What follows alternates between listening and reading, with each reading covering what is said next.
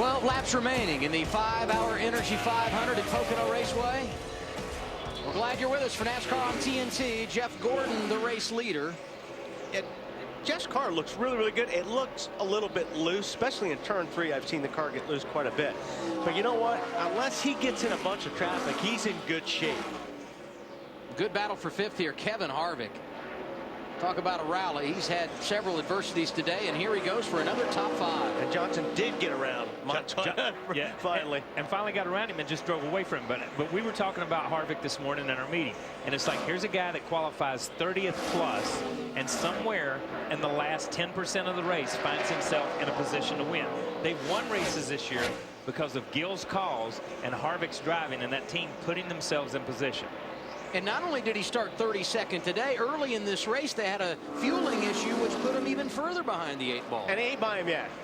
Montoya is one of the hardest guys on the racetrack to pass. And there's Junior lurking in the mirror right there behind him. He's run him down as they're doing this. And this shows how slow you get when you start racing side by side.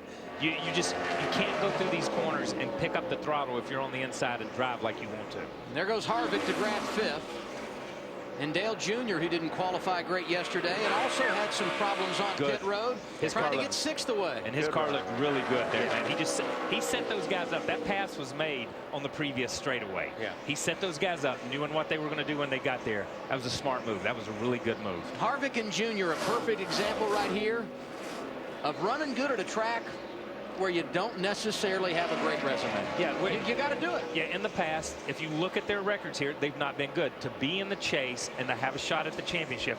And once again, here's Junior in the top 5 or 6, hammering it out, doing it week in and week out. And that's not what we've seen from him before over the last couple of years. So, you know, we've talked about it before. He's the real deal. He's back in position where they're going to win races.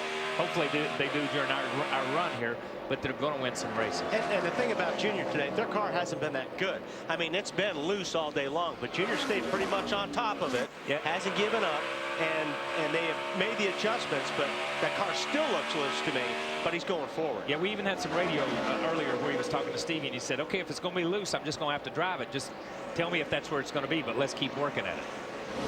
Greg Biffle comes in for a pit stop with 9 laps to go. And there's 2 or 3 guys. You see Biffle, and here's the 29 and 88 again. See Biffle come down pit road, saw the 2 car of Keselowski. Those guys had pitted and were just daring them to throw a caution. They wanted a caution. They would have had track position and been in a place where they could have pitted just for fuel. What are they saying about Harvick's car, Marty? Well, you can add also that list. Remember, they had the debris on the grill earlier. They got a puncture from a piece of steel that went to the grill but didn't go through the radiator. So it's been one of those days for Harvick. You know, you look at the whole year, this is how they performed. End of the race, guess who's always there in the top 5? Kevin Harvick. Ralph? You know, Marty, as you watch Dale Earnhardt Jr.'s car right now, it's dancing around a little bit. He's fighting for the traction. But Kyle, to go with what you guys are saying about Junior, in talking to Steve Letarte this morning, he said, you know, we've got speed in the race car, and that's everything. Once you've got speed, we can work on the rest of it. We'll get our communication right with Junior. We'll figure out what makes him comfortable. The fact is, we've got good race cars. We'll dial in the rest. And you can see that here in the last few weeks. They're quick. And the thing that's important, Ralph, is you've got to unload in the ballpark. If you show up at these racetracks and your car's out to lunch after the first practice, you're never going to make up that much ground. These guys are coming to the racetrack with better race cars, period. And that helps tremendously, because then you can tune the car when you're at that point. I've heard the Dale Jr. naysayers the last couple of weeks saying he's done it on fuel mileage. It's no big deal. You don't close your eyes and get to 3rd in points in this series over the course of 13 weeks without having something to say about being good on track.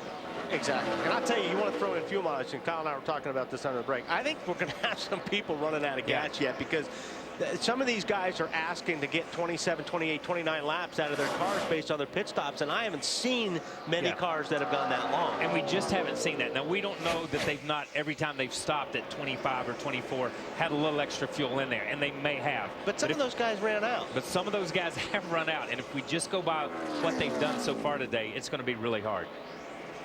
Some of these guys did pit pretty close to that window, Larry.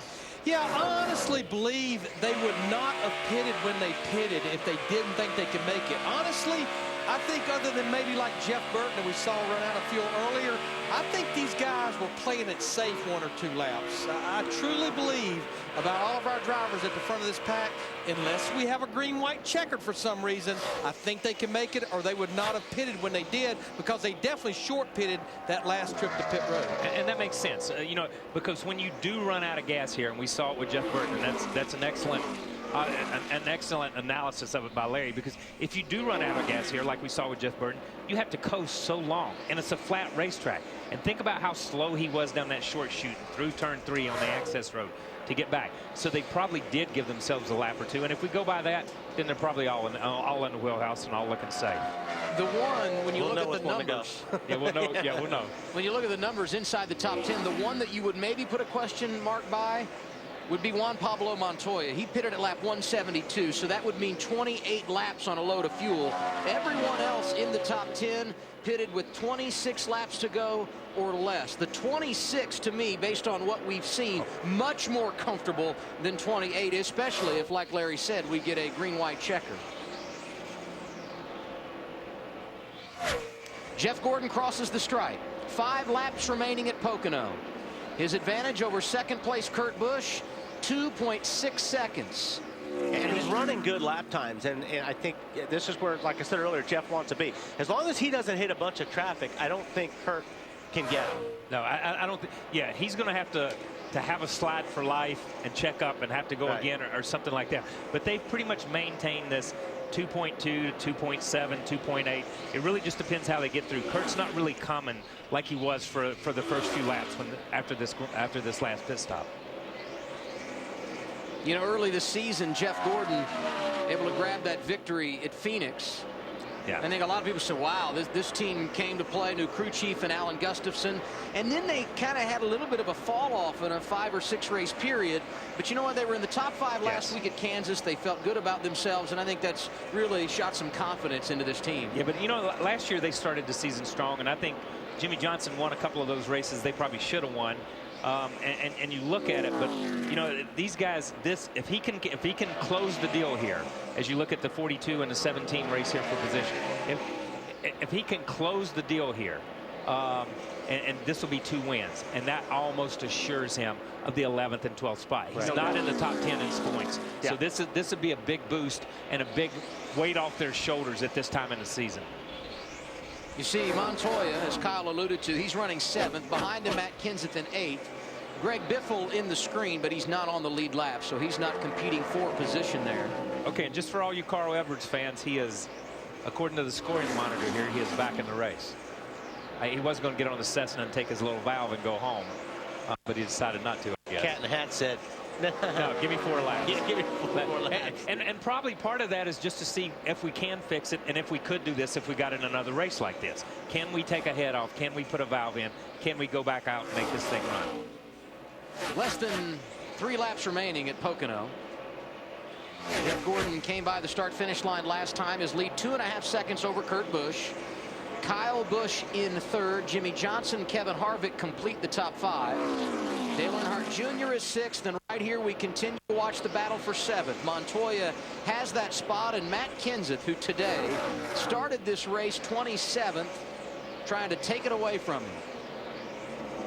Denny Hamlin 19th, still on the lead lap. He's led more laps than anyone today, 76, but he had a couple of issues about 40 laps ago that have taken him out of contention. I don't think Matt's going to pass him getting off the corner, because he doesn't have much grip getting off the corner. Out in front of him, Jeff Gordon just went across the start-finish line. 2 laps remaining.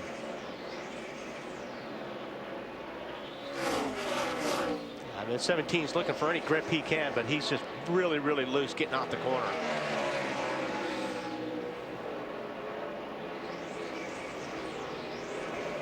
Talk about Jeff Gordon and ensuring himself a spot in the chase via the wild card. He was 13th entering today, and 11th is where he is in the standings as we run. So he may not even need the wild card in these victories. If he continues to perform like this, he will be inside the top 10 and locked in automatically. Gordon across turn 3, and he will see the white flag when he It comes down the 3,700-foot straightaway here at Pocono. All right, man. Here it is. White flag. Fans already cheering Jeff Gordon.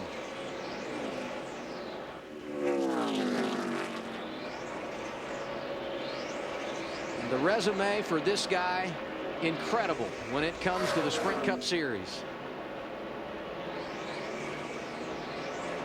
Today would be his 84th career win.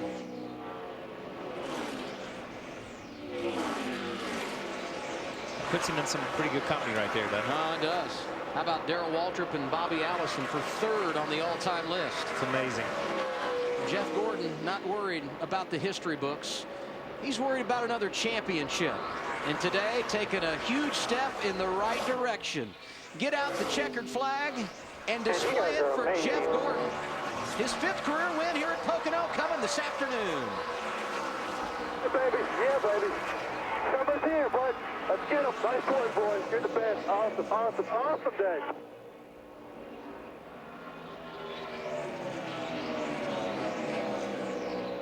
Well, now we're in the pits, man. Way to go.